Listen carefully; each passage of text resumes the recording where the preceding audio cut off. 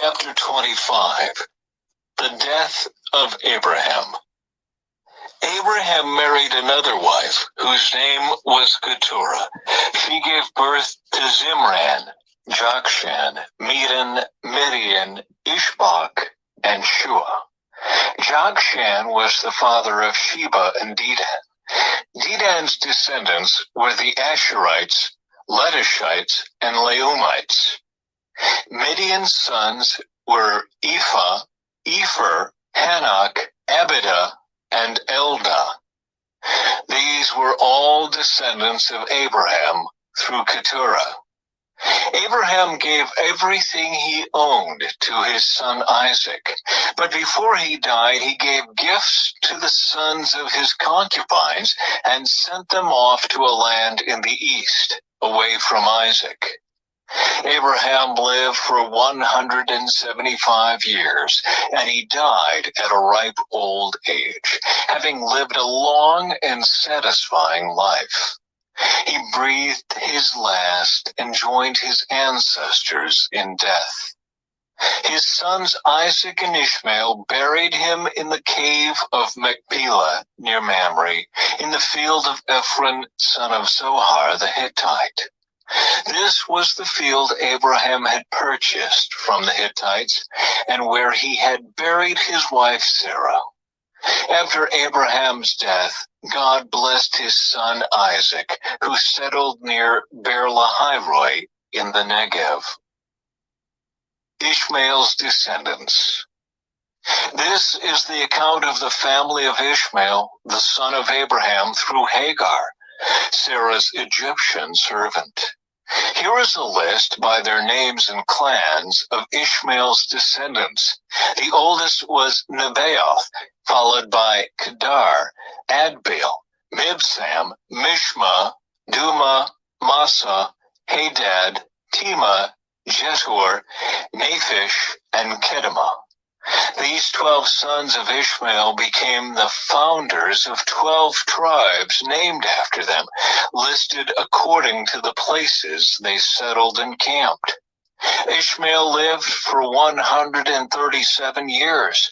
Then he breathed his last and joined his ancestors in death. Ishmael's descendants occupied the region from Havilah to Shur, which is east of Egypt in the direction of Ashur. There they lived in open hostility toward all their relatives. The births of Esau and Jacob. This is the account of the family of Isaac, the son of Abraham. When Isaac was 40 years old, he married Rebekah, the daughter of Bethuel the Aramean from Padan Aram, and the sister of Laban the Aramean. Isaac pleaded with the Lord on behalf of his wife because she was unable to have children. The Lord answered Isaac's prayer, and Rebekah became pregnant with twins. But the two children struggled with each other in her womb, so she went to ask the Lord about it. "Why is this happening to me?" she asked. And the Lord told her, "The sons in your womb will become two nations. From the very beginning, the two nations will be rivals. One nation will be stronger than the other, and your older son will serve your younger son." And when the time came to give birth, Rebekah discovered that she did indeed have twins. The first one was very red at birth and covered with thick hair like a fur coat. So they named him Esau. Then the other twin was born with his hand grasping Esau's heel. So they named him Jacob. Isaac was 60 years old when the twins were born. Esau sells his birthright. As the boys grew up, Esau became a skillful hunter. He was an outdoorsman, but Jacob had a quiet temperament, preferring to stay at home. Isaac loved Esau because he enjoyed eating the wild game Esau brought home, but Rebekah loved Jacob. One day when Jacob was cooking some stew, Esau arrived home from the wilderness, exhausted and hungry. Esau said to Jacob, "I'm starved. Give me some of that red stew." This is how Esau got his other name, Edom, which means red. "All right," Jacob replied, "but trade me your rights as the firstborn son." "Look, I'm dying of starvation," said Esau. "What good is my birthright to me now?" But Jacob said, "First you must swear that your birthright is mine." So Esau swore an oath, thereby selling all his rights as the firstborn to his brother Jacob. Then Jacob gave Esau some bread and lentil stew. Esau ate the meal, then got up and left. He showed contempt for his rights as the firstborn.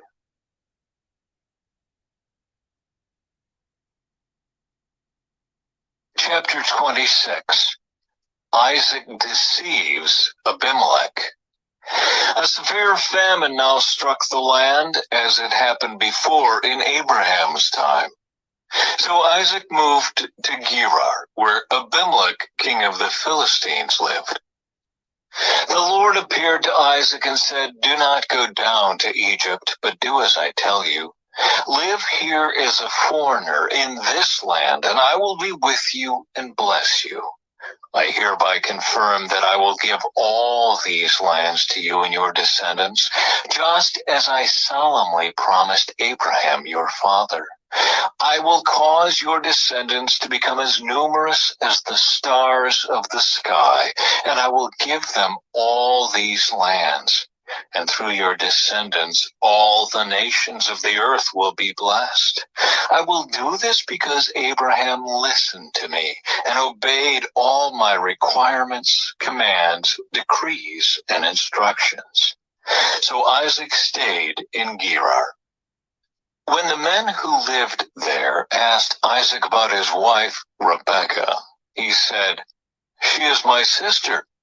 He was afraid to say, "She is my wife." He thought, "They will kill me to get her, because she is so beautiful." But some time later, Abimelech, king of the Philistines, looked out his window and saw Isaac caressing Rebekah. Immediately, Abimelech called for Isaac and exclaimed, "She is obviously your wife. Why did you say she is my sister?" "Because I was afraid someone would kill me to get her from me," Isaac replied. "How could you do this to us?" Abimelech exclaimed. "One of my people might easily have taken your wife and slept with her, and you would have made us guilty of great sin." Then Abimelech issued a public proclamation. "Anyone who touches this man or his wife will be put to death." Conflict over water rights. When Isaac planted his crops that year, he harvested 100 times more grain than he planted, for the Lord blessed him. He became a very rich man, and his wealth continued to grow. He acquired so many flocks of sheep and goats, herds of cattle and servants, that the Philistines became jealous of him. So the Philistines filled up all of Isaac's wells with dirt. These were the wells that had been dug by the servants of his father Abraham. Finally, Abimelech ordered Isaac to leave the country. "Go somewhere else," he said, "for you have become too powerful for us." So Isaac moved away to the Gerar Valley, where he set up their tents and settled down. He reopened the wells his father had dug, which the Philistines had filled in after Abraham's death. Isaac also restored the names Abraham had given them. Isaac's servants also dug in the Gerar Valley and discovered a well of fresh water. But then the shepherds from Gerar came and claimed the spring. "This is our water," they said, and they argued over it with Isaac's herdsmen. So Isaac named the well Esek, which means argument. Isaac's men then dug another well, but again there was a dispute over it, so Isaac named it Sitnah, which means hostility. Abandoning that one, Isaac moved on and dug another well. This time there was no dispute over it, so Isaac named the place Rehoboth, which means open space. For he said, "At last the Lord has created enough space for us to prosper in this land." From there, Isaac moved to Beersheba, where the Lord appeared to him on the night of his arrival. "I am the God of your father Abraham," he said. "Do not be afraid, for I am with you and will bless you. I will multiply your descendants, and they will become a great nation. I will do this because of my promise to Abraham, my servant." Then Isaac built an altar there and worshipped the Lord. He set up his camp at that place, and his servants dug another well. Isaac's covenant with Abimelech. One day, King Abimelech came from Gerar with his advisor, Ahuzeth, and also Pekah, his army commander. "Why have you come here?" Isaac asked. "You obviously hate me since you kicked me off your land." They replied, "We can plainly see that the Lord is with you. So we want to enter into a sworn treaty with you. Let's make a covenant. Swear that you will not harm us, just as we have never troubled you. We have always treated you well, and we sent you away from us in peace. And now look how the Lord has blessed you." So Isaac prepared a covenant feast to celebrate the treaty, and they ate and drank together. Early the next morning, they each took a solemn oath not to interfere with each other. Then Isaac sent them home again, and they left him in peace. That very day, Isaac's servants came and told him about a new well they had dug. "We've found water," they exclaimed. So Isaac named the well Shibah, which means oath. And to this day, the town that grew up there is called Beersheba, which means well of the oath. At the age of 40, Esau married two Hittite wives, Judith, the daughter of Berai, and Basemath, the daughter of Elon. But Esau's wives made life miserable for Isaac and Rebekah.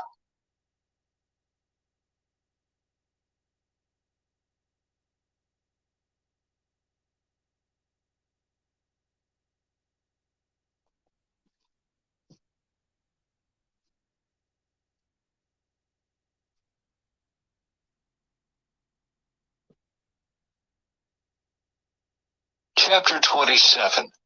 Jacob steals Esau's blessing. One day when Isaac was old and turning blind, he called for Esau, his older son, and said, "My son." "Yes, father," Esau replied. "I am an old man now," Isaac said, "and I don't know when I may die. Take your bow and a quiver full of arrows, and go out into the open country to hunt some wild game for me. Prepare my favorite dish and bring it here for me to eat. Then I will pronounce the blessing that belongs to you, my firstborn son, before I die." But Rebekah overheard what Isaac had said to his son Esau.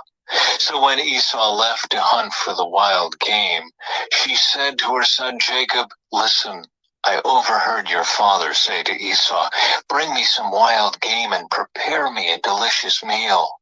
Then I will bless you in the Lord's presence before I die. Now, my son, listen to me. Do exactly as I tell you. Go out to the flocks and bring me 2 fine young goats. I'll use them to prepare your father's favorite dish. Then take the food to your father so he can eat it and bless you before he dies." "But look," Jacob replied to Rebekah, "my brother Esau is a hairy man, and my skin is smooth. What if my father touches me? He'll see that I'm trying to trick him, and then he'll curse me instead of blessing me." But his mother replied, "Then let the curse fall on me, my son. Just do what I tell you. Go out and get the goats for me." So Jacob went out and got the young goats for his mother. Rebekah took them and prepared a delicious meal, just the way Isaac liked it. Then she took Esau's favorite clothes, which were there in the house, and gave them to her younger son Jacob. She covered his arms and the smooth part of his neck with the skin of the young goats. Then she gave Jacob the delicious meal, including freshly baked bread. So Jacob took the food to his father. "My father?" he said. "Yes, my son," Isaac answered. "Who are you, Esau or Jacob?" Jacob replied, "It's Esau, your firstborn son. I've done as you told me. Here is the wild game. Now sit up and eat it, so you can give me your blessing." Isaac asked, "How did you find it so quickly, my son?" "The Lord, your God, put it in my path," Jacob replied. Then Isaac said to Jacob, "Come closer so I can touch you and make sure that you really are Esau." So Jacob went closer to his father, and Isaac touched him. "The voice is Jacob's, but the hands are Esau's," Isaac said. But he did not recognize Jacob because Jacob's hands felt hairy, just like Esau's. So Isaac prepared to bless Jacob. "But are you really my son Esau?" he asked. "Yes, I am," Jacob replied. Then Isaac said, "Now, my son, bring me the wild game. Let me eat it, and then I will give you my blessing." So Jacob took the food to his father, and Isaac ate it. He also drank the wine that Jacob served him. Then Isaac said to Jacob, "Please come a little closer and kiss me, my son." So Jacob went over and kissed him. And when Isaac caught the smell of his clothes, he was finally convinced, and he blessed his son. He said, "The smell of my son is like the smell of the outdoors, which the Lord has blessed. From the dew of heaven and the richness of the earth, may God always give you abundant harvests of grain and bountiful new wine. May many nations become your servants, and may they bow down to you.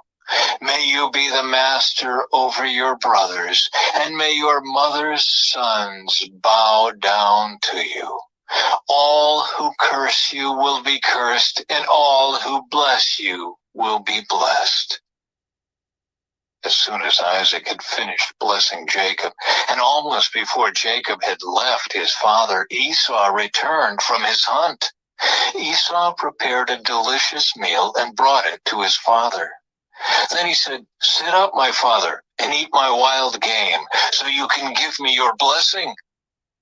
But Isaac asked him, "Who are you?" Esau replied, "It's your son, your firstborn son Esau."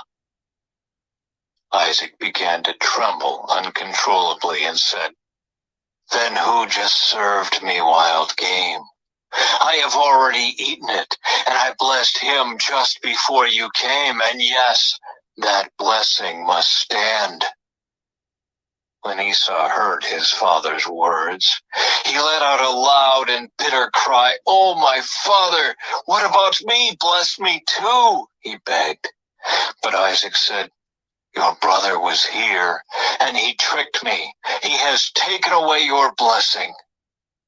Esau exclaimed, "No wonder his name is Jacob, for now he has cheated me twice. First he took my rights as the firstborn, and now he has stolen my blessing.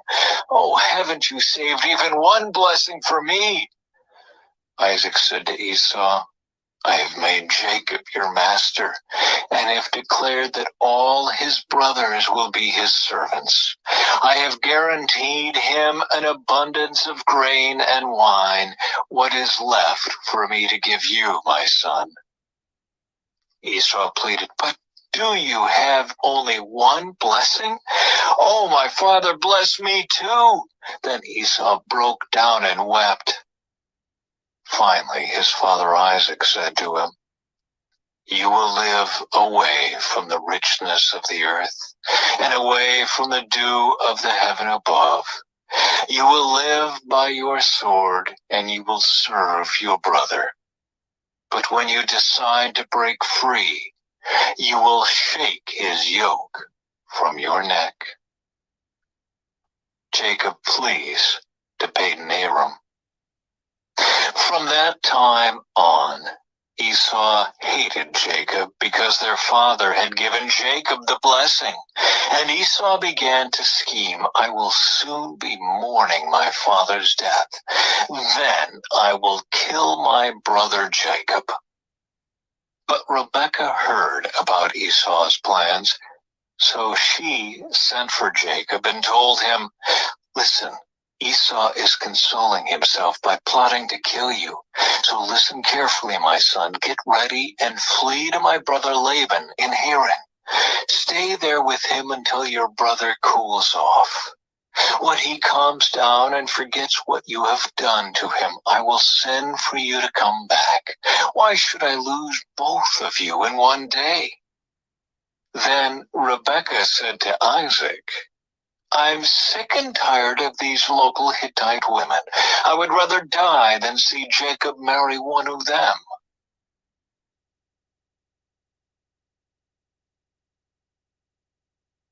Chapter 28. So Isaac called for Jacob, blessed him, and said, "You must not marry any of these Canaanite women.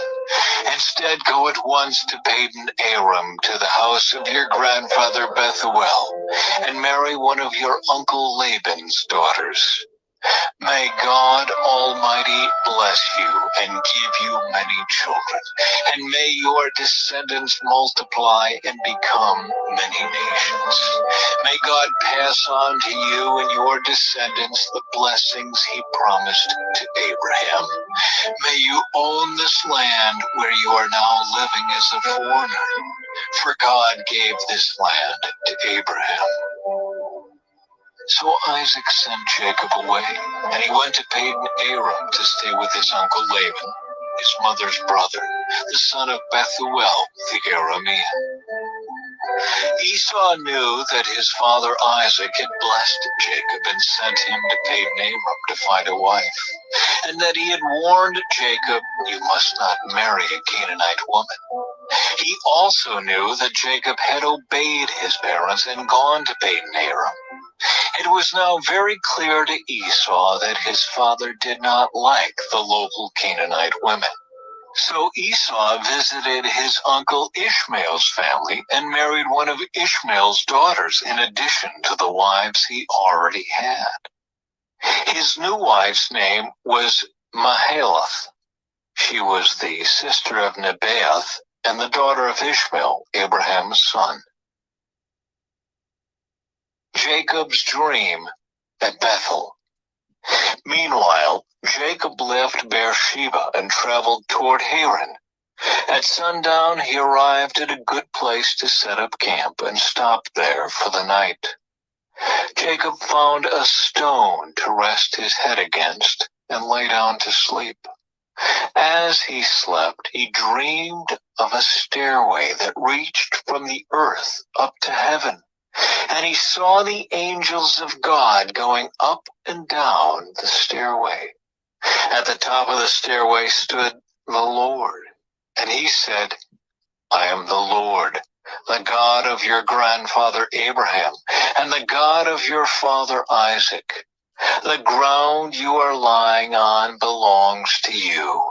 I am giving it to you and your descendants. Your descendants will be as numerous as the dust of the earth.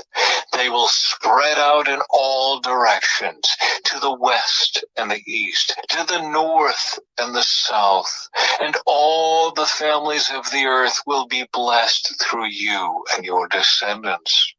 What's more, I am with you, and I will protect you wherever you go. One day, I will bring you back to this land. I will not leave you until I have finished giving you everything I have promised you. Then Jacob awoke from his sleep and said, Surely the Lord is in this place, and I wasn't even aware of it. But he was also afraid and said, What an awesome place this is. It is none other than the house of God, the very gateway to heaven. The next morning, Jacob got up very early. He took the stone he had rested his head against, and he set it upright as a memorial pillar. Then he poured olive oil over it. He named that place Bethel, which means house of God, although the name of the nearby village was Luz.